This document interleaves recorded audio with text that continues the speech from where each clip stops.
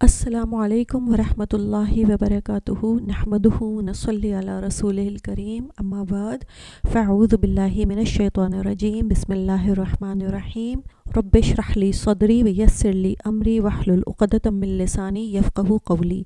آپ سب لوگ کیسے ہیں؟ میں امید کرتی ہوں آپ لوگ صحت اور ایمان کی بہترین حالت میں ہوں گے۔ آج ہم سورہ فاتحہ کی آیت نمبر 4 سے شروع کرتے ہیں، اور اس سے پہلے اللہ تعالیٰ کی تعریف بیان کر لیں اور اللہ تعالیٰ کا شکر ادا کر لیں۔ اللہ اکبر کبیرہ والحمد للہ کثیرہ وسبحان اللہ بکرۃ واصیلا۔ الحمد للہ الذی بنعمتہ تتم الصالحات ربی زدنی علما ربی زدنی علما ربی زدنی علما اللہم انا نسألک علما نافعا اللہم انا نسألک علما نافعا اللہم انا نسألک علما نافعا آمین یا رب العالمین۔ اعوذ باللہ من الشیطان الرجیم بسم اللہ الرحمن الرحیم۔ مالک یوم الدین، بدلے کے دن کا مالک، جزا کے دن کا مالک۔ یوم الدین سے مراد ہے قیامت کا دن، جس دن اللہ تعالیٰ اپنی مخلوقات کو ان کے اعمال کا بدلہ دے گا، ان کے درمیان فیصلہ کرے گا۔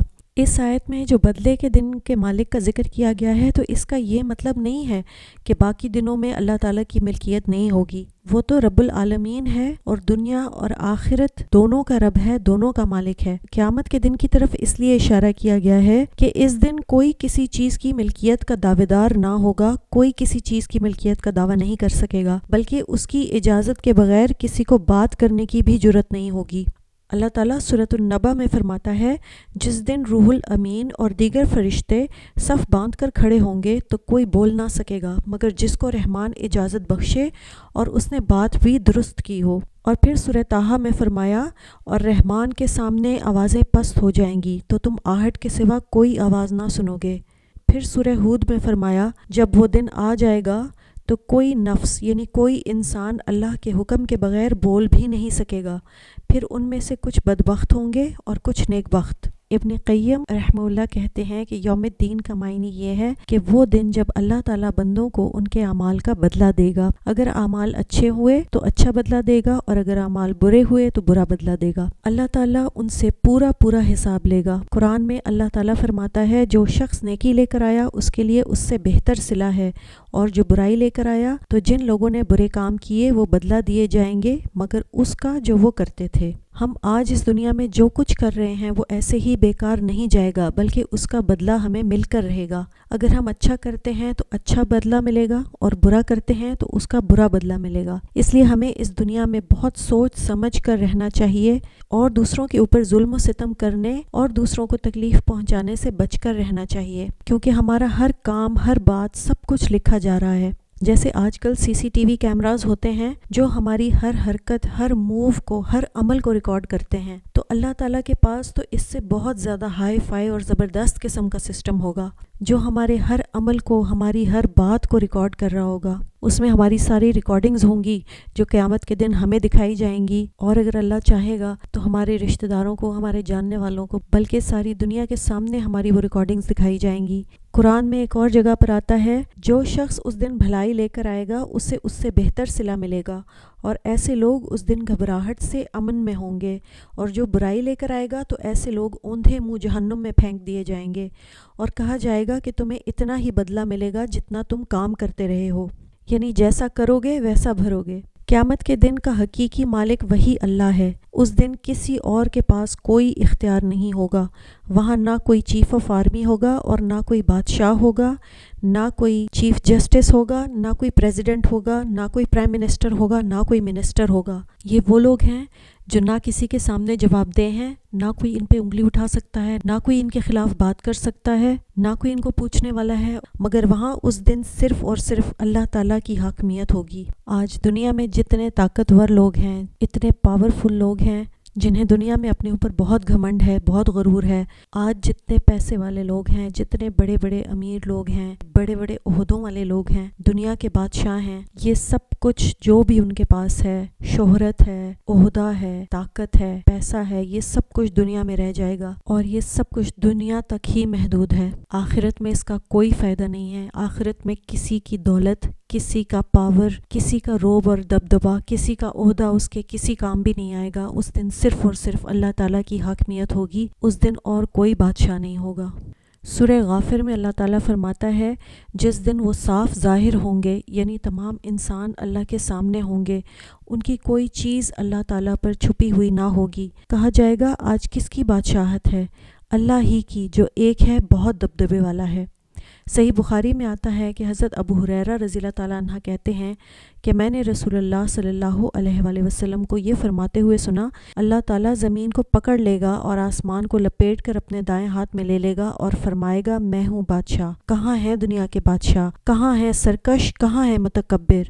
تو حقیقت یہ ہے کہ مالک یوم الدین تو وہی اللہ ہے۔ اللہ ملک بھی ہے، المالک بھی ہے، الدیان بھی ہے اور مالک الملک بھی ہے۔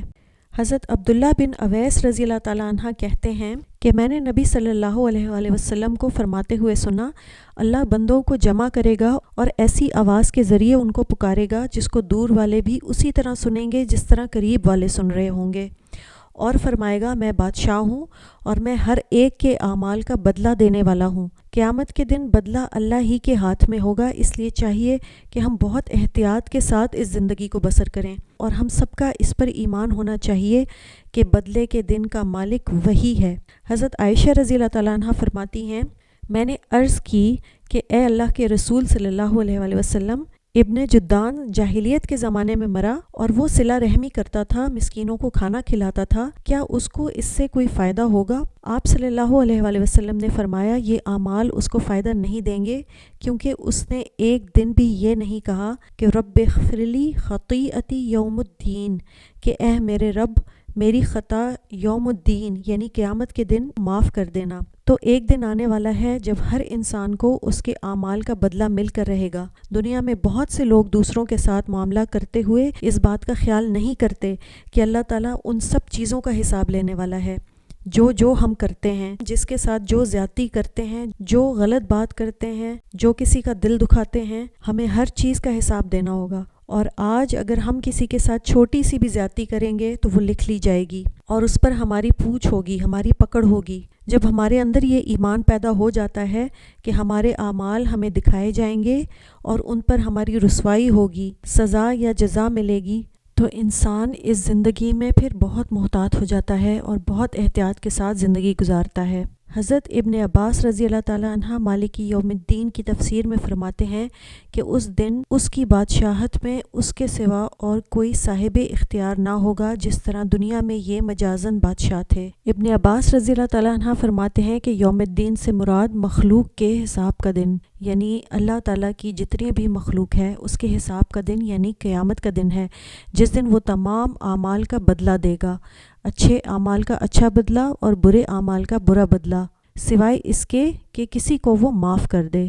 تو وہ بہت خوش قسمت لوگ ہوں گے جن کو اللہ تعالیٰ معاف کر دے گا۔ کسی کی کوئی ایک نیکی جو اللہ کو بہت پسند آ جائے اور اللہ اپنی رحمت سے اسے معاف کر دے، کوئی ایسا خوش نصیب جس کے اعمال نامے پہ اللہ نظر ڈالے اور اس کا اعمال نامہ بند کر کے اس کو لوٹا دے اور اس کو کہے کہ جاؤ تمہیں معاف کیا۔ اللہ تعالیٰ ہم سب کو ایسے خوش نصیب لوگوں میں شامل کرے، آمین یا رب العالمین۔ تو ملک اور ملک الاملاک اللہ ہی ہے، حقیقت میں مالک اللہ عز و جل ہی ہے، جیسا کہ اللہ تعالیٰ نے سورۃ الحشر میں فرمایا هو اللہ الذی لا الہ الا هو الملک القدوس السلام، وہی اللہ ہے جس کے سوا کوئی عبادت کے لائق نہیں، وہ حقیقی بادشاہ ہے، نہایت پاک ذات، ہر عیب سے سلامتی دینے والا۔ صحیحین میں حضرت ابو ہریرہ رضی اللہ تعالیٰ عنہ سے مروی ہے اللہ تعالیٰ کے ہاں بدترین نام یہ ہے کہ کوئی شخص اپنے آپ کو شہنشاہ کہلائے، کیونکہ اللہ تعالیٰ کے سوا کوئی بادشاہ حقیقی نہیں ہے۔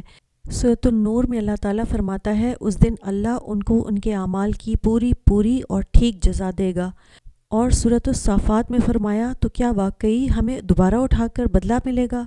یعنی کیا ہمیں جزا دی جائے گی، ہمارا حساب لیا جائے گا؟ حدیث میں آتا ہے عقل مند وہ ہے جو اپنا محاسبہ خود کرے اور موت کے بعد کی زندگی کے لیے عمل کرے۔ اپنا محاسبہ کرنے کا مطلب ہے کہ اپنے آپ کو چیک کرتا رہے، اپنے اوپر نظر رکھے کہ وہ کیا عمل کرتا ہے، کیا کام کرتا ہے۔ حضرت عمر رضی اللہ تعالیٰ عنہ فرمایا کرتے تھے کہ اپنا محاسبہ کرتے رہا کرو اس سے پہلے کہ تم سے حساب لیا جائے، اور اپنا وزن کرتے رہا کرو اس سے پہلے کہ تمہارا وزن کیا جائے، اور اس ذات گرامی کے سامنے اس بڑی پیشی کی تیاری کرتے رہا کرو۔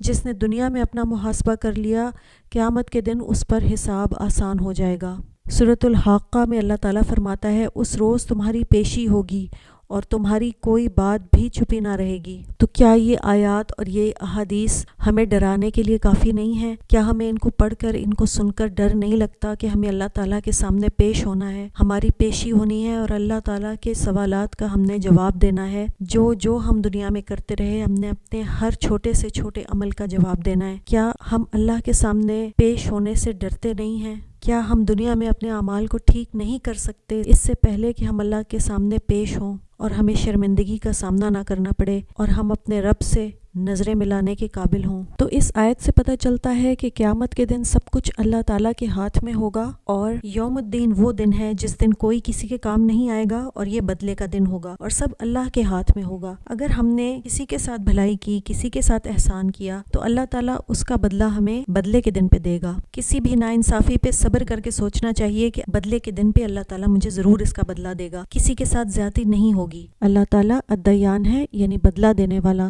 نیکی کا بدلہ 10 گنا سے لے کے 700 گنا تک دے گا، جبکہ گناہ کا بدلہ صرف 1 گنا۔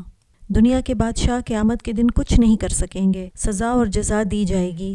ہر کام آخرت کمانے کے لیے کیا کریں۔ اگر کچھ برا ہوتا ہے تو اللہ تعالیٰ اس کے بدلے میں ہمارے درجے بلند کرتا ہے اگر ہم اس پر صبر اور شکر کرتے ہیں۔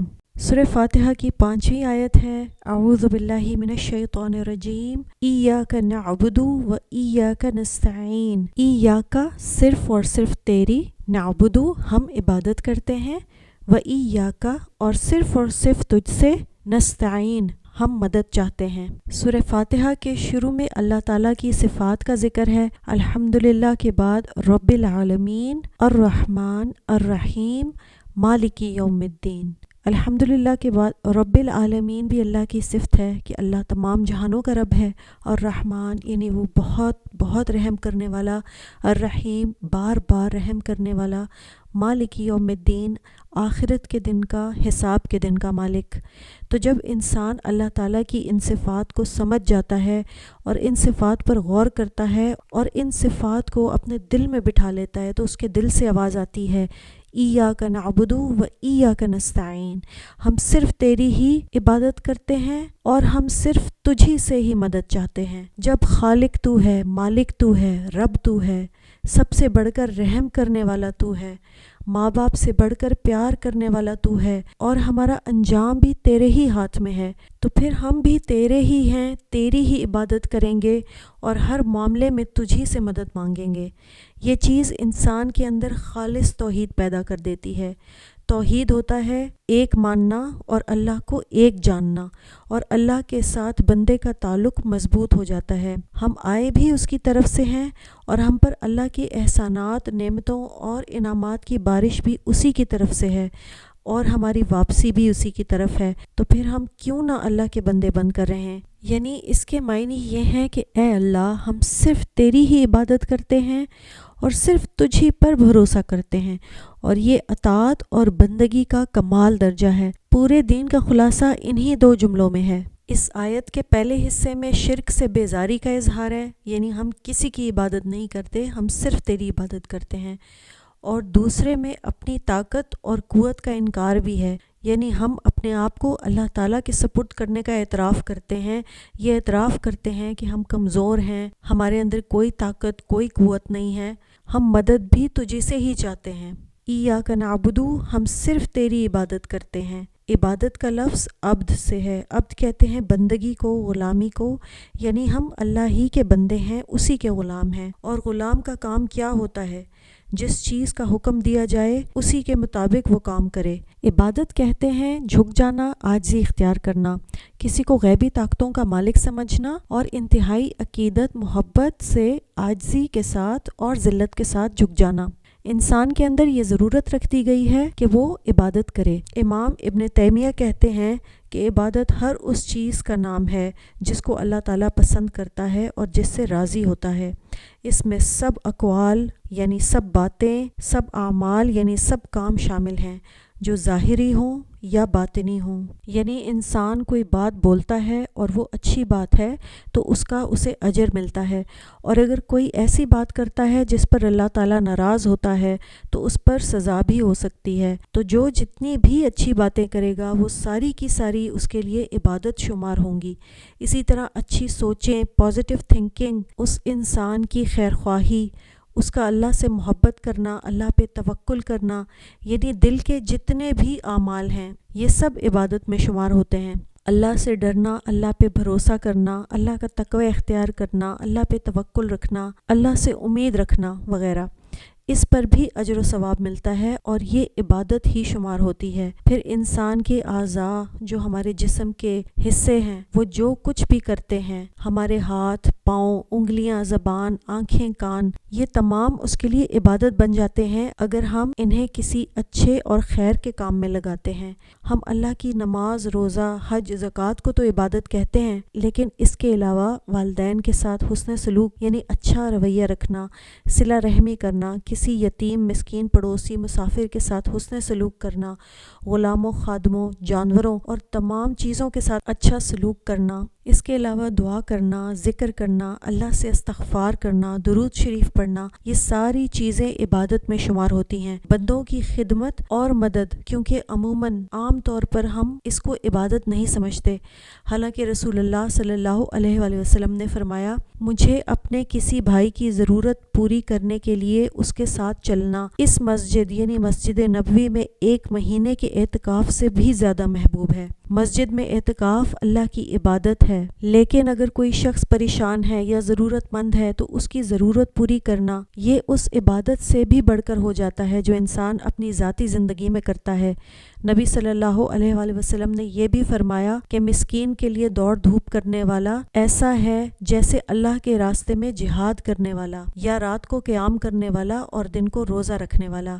رات کے قیام یعنی تہجد کو تو ہم عبادت سمجھتے ہیں اور دن کے روزے کو بھی ہم عبادت سمجھتے ہیں، لیکن یہاں مسکین اور پریشان حال شخص کے لیے دوڑ دھوپ کرنا یا اس کا کام کر دینا یہ بھی عبادت ہے۔ اللہ تعالیٰ نے ہمیں پیدا ہی اس غرض سے کیا ہے۔ قرآن میں اللہ تعالیٰ فرماتا ہے، میں نے جن و انس کو اپنی عبادت کے لیے پیدا کیا ہے۔ ہمیں اس دنیا میں اللہ تعالیٰ نے بھیجا تاکہ ہم اس زندگی میں اس کی مرضی کے مطابق کام کرتے رہیں، اور جب ہم واپس جائیں تو پھر اللہ تعالیٰ ہمیں راضی کر دے۔ سورہ حج میں اللہ تعالیٰ فرماتا ہے، اے لوگو جو ایمان لائے ہو، رکوع کرو اور سجدہ کرو اور اپنے رب کی عبادت کرو اور نیکی کرو تاکہ تم کامیاب ہو جاؤ۔ عبادت ہم بندوں پر اللہ تعالیٰ کا حق ہے، یہ اللہ کا حق ہے کہ بندے اس کی عبادت کریں۔ امام بخاری میں حدیث ہے جو معاذ رضی اللہ تعالیٰ عنہ سے مروی ہے، وہ کہتے ہیں کہ نبی صلی اللہ علیہ وآلہ وسلم جس گدھے پر سوار تھے میں اس پر آپ کے پیچھے بیٹھا ہوا تھا، اس کا نام عفار تھا۔ آپ صلی اللہ علیہ وآلہ وسلم نے فرمایا، اے معاذ، کیا تمہیں معلوم ہے کہ اللہ کا حق اپنے بندوں پر کیا ہے اور بندوں کا حق اللہ پر کیا ہے؟ میں نے عرض کیا، اللہ اور اس کا رسول ہی زیادہ بہتر جانتے ہیں۔ آپ صلی اللہ علیہ وآلہ وسلم نے فرمایا، اللہ کا حق اپنے بندوں پر یہ ہے کہ وہ اس کی عبادت کریں اور اس کے ساتھ کسی کو شریک نہ ٹھہرائیں، اور بندوں کا حق اللہ پر یہ ہے کہ جو بندہ اللہ کے ساتھ کسی کو شریک نہ ٹھہراتا ہو یعنی شرک نہ کرتا ہو، اللہ تعالیٰ اس کو عذاب نہ دے۔ تو یہ 2 طرفہ معاملہ ہے، اگر ہم اللہ کی عبادت کریں گے، ہم اللہ کو راضی کریں گے تو وہ ہمیں راضی کرے گا، اگر ہم نے اس کی حق تلفی کی تو پھر اس کی پکڑ سے انسان بچ نہیں سکتا۔ انسان کو صرف اور صرف اللہ ہی کی عبادت کرنی چاہیے، اس لیے ہم لا الہ الا اللہ پڑھتے ہیں اور اللہ سے وعدہ کرتے ہیں کہ تیرے سوا ہم کسی اور کی عبادت نہیں کریں گے۔ ایاک نعبد و ایاک نستعین، یعنی اس کے معنی یہ ہیں کہ اے اللہ، ہم صرف تیری ہی عبادت کرتے ہیں اور صرف تجھی پر بھروسہ کرتے ہیں، اور یہ اطاعت اور بندگی کا کمال درجہ ہے۔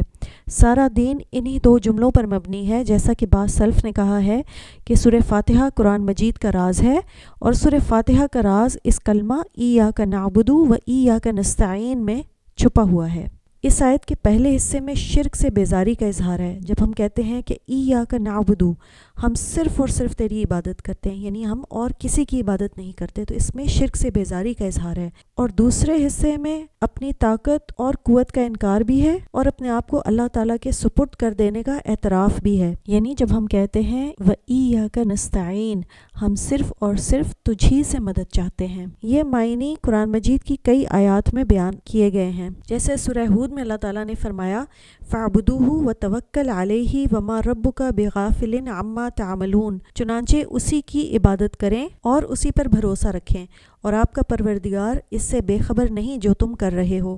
پھر سورہ ملک میں اللہ تعالیٰ فرماتا ہے قُلْ هُوَ الرَّحْمَنُ آمَنَّا بِهِ وَعَلَيْهِ تَوَكَّلْنَا، کہہ دیجئے وہ اللہ جو رحمان ہے، ہم اسی پر ایمان لائے اور اسی پر بھروسہ رکھتے ہیں۔ پھر سورۃ المزمل میں فرمایا رب المشرق والمغرب لا الہ الا هو فاتخذہ وکیلا، وہی مشرق اور مغرب کا مالک ہے، اس کے سوا کوئی معبود نہیں، لہٰذا اسی کو اپنا کارساز بنا لیجئے۔ تو اسی طرح سے یہ آیت جو بھی ہم نے پڑھی ہے ایاک نعبد و ایاک نستعین، اس میں بھی اسی مضمون کو بیان کیا گیا ہے، جس میں ہم اللہ تعالیٰ کی عبادت کا اقرار کرتے ہیں اور ہم اپنی کمزوری، اپنی لاچاری کا بھی اعتراف کرتے ہیں کہ ہم اللہ تعالیٰ کی مدد کے ہر وقت محتاج ہیں۔ صحیح مسلم میں حضرت ابو ہریرہ رضی اللہ تعالیٰ عنہ سے روایت ہے کہ رسول اللہ صلی اللہ علیہ وآلہ وسلم نے فرمایا اللہ تعالیٰ کا ارشاد ہے کہ میں نے نماز کو اپنے اور اپنے بندے کے درمیان میں نصف نصف یعنی آدھا آدھا تقسیم کر لیا ہے، اس کا آدھا حصہ میرے لیے ہے اور آدھا میرے بندے کے لیے ہے، اور میرا بندہ جو مانگے گا وہ اسے ملے گا۔ یہ تقسیم اس طرح سے ہے، جب بندہ کہتا ہے الحمدللہ رب العالمین، تو اللہ تعالیٰ فرماتا ہے میرے بندے نے میری حمد بیان کی ہے، اور جب وہ کہتا ہے الرحمن الرحیم، تو اللہ تعالیٰ فرماتا ہے کہ میرے بندے نے میری ثنا بیان کی ہے، میری تعریف کی ہے۔ جب وہ کہتا ہے مالک یوم الدین، تو اللہ تعالیٰ فرماتا ہے میرے بندے نے میری بزرگی بیان کی ہے۔ جب وہ کہتا ہے ایاک نعبد و ایاک نستعین، تو اللہ تعالیٰ فرماتا ہے یہ میرے اور میرے بندے کے درمیان ہے، اور میرا بندہ جو مانگے گا وہ اسے ملے گا۔ اور جب وہ کہتا ہے اہدنا الصراط المستقیم صراط الذین انعمت علیہم غیر المغضوب علیہم ولا الضالین، تو اللہ تعالیٰ فرماتا ہے کہ یہ میرے بندے کے لیے ہے اور میرا بندہ جو مانگے گا وہ اسے ملے گا۔ حضرت ابن عباس رضی اللہ تعالیٰ عنہ سے روایت ہے کہ حضرت جبریل علیہ السلام نے حضرت محمد صلی اللہ علیہ وآلہ وسلم سے عرض کی اے محمد صلی اللہ علیہ وآلہ وسلم، آپ یوں کہیں ایاک نعبد، یعنی اے ہمارے رب، ہم خاص تیری ہی توحید مانتے ہیں، صرف تجھی سے ڈرتے ہیں اور تیری ہی ذات سے امید وابستہ رکھتے ہیں، تیرے سوا ہم نہ کسی کی توحید کے قائل ہیں، نہ کسی سے ڈرتے ہیں اور نہ کسی سے امید رکھتے ہیں۔ وَإِيَّاكَ نَسْتَعِينُ کے معنی یہ ہے کہ اے اللہ ہم تیری اطاعت اور بندگی کرنے والے ہیں، اور اپنے تمام کام اور تمام معاملات کے سلسلے میں ہم صرف تجھی سے مدد مانگتے ہیں۔ قتادہ رحمہ اللہ کہتے ہیں کہ اس آیت میں اللہ تعالیٰ نے تمہیں یہ حکم دیا ہے کہ تم سب صرف اسی کی خالص عبادت کرو اور اپنے تمام کاموں میں صرف اسی سے مدد مانگو۔ ایاک نعبد و ایاک نستعین، اور صرف تجھی سے ہم مدد چاہتے ہیں۔ استعانت عربی زبان میں مدد طلب کرنے کے لیے استعمال ہوتا ہے۔ انسان اپنی ذات میں بہت کمزور ہے، انسان کے پاس چاہے کتنا بھی علم ہو، کتنا بھی مال ہو، جسمانی قوت اور طاقت ہو، لیکن اللہ کے مقابلے میں کوئی حیثیت، کوئی حقیقت نہیں رکھتا۔ اللہ تعالیٰ ایک کن کہہ کر اس کو ختم کر سکتا ہے۔ جب انسان اللہ ہی سے مدد مانگتا ہے تو اس کے اندر غرور اور تکبر کی کیفیت نہیں آتی، بلکہ عبادت مکمل ہی اس سے ہوتی ہے کہ انسان خود کو اللہ کا بندہ سمجھے، اپنے آپ کو کمزور سمجھے اور اپنے رب کو بڑا سمجھ کر اس سے مدد مانگے۔ ہم اپنی زندگیوں میں مختلف قسم کی مشکلات دیکھتے ہیں تو ہمیں ہر وقت، ہر سیکنڈ اللہ کی مدد کی ضرورت ہوتی ہے۔ قرآن میں بہت جگہ استعانت، عبادت، توکل ان کو ملا کر بیان کیا گیا ہے، کیونکہ اللہ کی مدد کے بغیر، اپنے تمام کاموں کو اللہ کے حوالے کیے بغیر، اس پر توکل کیے بغیر انسان صحیح معنوں میں عبادت کر ہی نہیں سکتا۔ مانگنے والی دعاؤں میں سب سے بہترین دعا ہدایت کی دعا ہے، اس کی پسندیدہ چیزوں کو اختیار کرنے پر مدد مانگنے کی دعا ہے۔ ابن تیمیہ کہتے ہیں کہ میں نے سب سے زیادہ نفع بخش دعا پر غور کیا کہ جس کے لیے اللہ سے مدد مانگی جائے تو وہ اللہ تعالیٰ سے اس کی پسندیدہ چیزوں پر مدد مانگنا ہے۔ سنن ابن داؤد میں معاذ بن جبل رضی اللہ تعالیٰ عنہ کی روایت میں آتا ہے کہ رسول اللہ صلی اللہ علیہ وآلہ وسلم نے معاذ بن جبل کا ہاتھ پکڑ کر فرمایا، اے معاذ، اللہ کی قسم مجھے تجھ سے محبت ہے۔ پھر کہا، اے معاذ، میں تجھے وصیت کرتا ہوں کہ ہر نماز کے بعد اس دعا کو پڑھنا مت بھولنا، اللہم اعنی علی ذکرک و شکرک و حسن عبادتک۔ اے اللہ میری مدد فرما اپنے ذکر، اپنے شکر اور اپنی اچھی طرح عبادت کرنے پر، یعنی مجھے اس کی توفیق عطا فرما۔ نبی صلی اللہ علیہ وآلہ وسلم نے ہمیں تاکید کی ہے، جب تم مانگو تو اللہ ہی سے مانگو، اور جب مدد چاہو تو اللہ ہی سے مدد چاہو، اللہ کے سوا کسی اور سے نہیں مانگو۔ ثوبان رضی اللہ تعالیٰ عنہ جو نبی صلی اللہ علیہ وآلہ وسلم کے آزاد کردہ غلام تھے، وہ کہتے ہیں کہ رسول اللہ صلی اللہ علیہ وآلہ وسلم نے فرمایا، کون ہے جو مجھے اس بات کی ضمانت دے کہ وہ لوگوں سے کسی چیز کا سوال نہیں کرے گا تو میں اسے جنت کی ضمانت دوں گا۔ ثوبان نے کہا کہ میں ضمانت دیتا ہوں، چنانچہ وہ اس کے بعد کسی سے کچھ بھی نہیں مانگتے تھے۔ اللہ تعالیٰ نے ہمیں اسباب اختیار کرنے کا حکم دیا ہے اور پھر اللہ تعالیٰ پر توکل کرنا چاہیے، دل اللہ تعالیٰ سے جڑا ہونا چاہیے۔ اسباب اختیار کرنے کے بعد اللہ سے بھی مدد مانگنی چاہیے، سب کچھ اللہ سے مانگنا چاہیے، کیونکہ صحابہ کرام جوتے کا تسمہ تک اللہ تعالیٰ سے مانگتے تھے، اور کہا جاتا ہے کہ نمک ختم ہو جاتا تو وہ بھی اللہ تعالیٰ سے ہی مانگتے تھے۔ غیر اللہ سے مانگنا شرک ہے، وہ جو کچھ دے نہیں سکتے، مثلاً لوگ مزاروں پہ جاتے ہیں، بنوں پہ جاتے ہیں، مردہ لوگوں سے مانگتے ہیں، دیگیں چڑھاتے ہیں، چادریں چڑھاتے ہیں، یہ سب شرک میں آتا ہے۔ اللہ سے نیک کاموں کی توفیق مانگنی چاہیے، اللہ کی عبادت اور دعا میں کسی کو شریک نہیں کرنا چاہیے۔ دعا عبادت کا سب سے اہم حصہ ہے، سب سے اعلیٰ حصہ ہے۔ انسان کو چاہیے کہ ہر کام عبادت کی نیت سے کرے۔ اللہ تعالیٰ کی عبادت سے اللہ تعالیٰ کی رضا حاصل ہوتی ہے، اور اللہ کی رضا سے جنت کا حصول آسان ہو جاتا ہے۔ سبحانک اللہم و بحمدک، اشہد ان لا الہ الا انت، استغفرک و اتوب الیک۔ السلام علیکم و رحمۃ اللہ وبرکاتہ۔